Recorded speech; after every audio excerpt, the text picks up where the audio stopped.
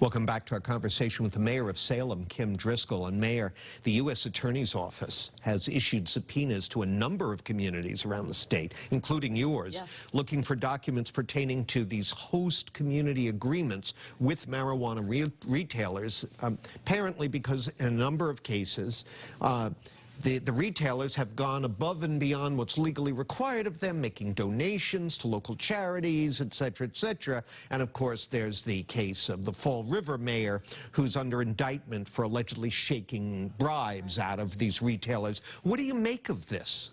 I mean, Fall River, that case is despicable. I mean, there's no excuse, no justification. It's awful. So I think that is rare. I hope it's the only example of anything like that happening. It's terrible. For us, you know, we did receive a subpoena. We're absolutely cooperating. We feel like we had a really strong process. It was professional. It was open. It was transparent. You can go to our website. We've got an FAQ set up, an application there. We have a number of operators, and we were looking for folks who were good partners, who were highly qualified, who had experience, and we think we found them. We have 5 set by our statute and our ordinance. We feel like it was a good process. There are some operators who offered more than what the state law requires, but they offered more. It certainly wasn't something that the city was beating anybody over a head or twisting arms, and it's like any new development or new project coming into your community. You want to try and address impacts, and that's what they were aimed at doing. Well, do you have any concerns that the U.S. Attorney is being overzealous here, going on some kind of fishing expedition? Well, nobody ever wants to get a subpoena from the U.S. Attorney's Office, for sure. But we feel like we haven't done anything wrong, so we don't have a problem sharing information. I think if folks see it out in the sunlight where it was from day one, then maybe we'll better understand it. I do think what happened in Fall River is extremely rare. It's unfortunate. It's abhorrent. But most communities are looking at this, I think, as a way to just improve their community and have a solid process to do so.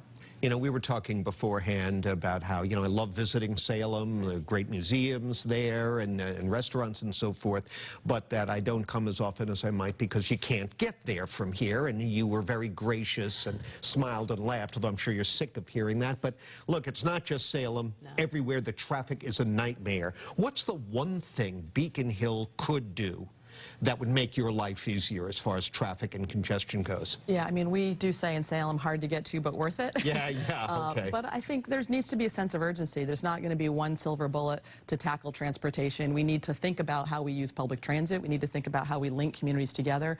Just last week, 18 communities on the North Shore came together to craft our own vision for how we can be better interconnected, looking at alternative means of transportation, bikes and scooters, and how we connect each other, as well as corridors to connect our communities with public transit, shuttle systems, and we need strong partners to do that. Certainly, we've got to be able to get people in and out of Boston on public transit without delays and making that more difficult, and we've got to lower the cost. It's $14 to take the commuter rail into Salem each day. Now, if you have a commuter pass, it's slightly lower, but that's not always encouraging people to take transit when it's also, you know, frequently late. And we have the highest ridership in the commuter rail system right out of Salem. So there's a number of areas we need to take. We need a sense of urgency. It feels like the stars are lining up, that there's some traction happening, and we're certainly looking forward to doing our part locally, but also partnering with the state on those initiatives. We'll be watching. Mayor, thanks very much. Great to be here. Always good to see you. Thanks.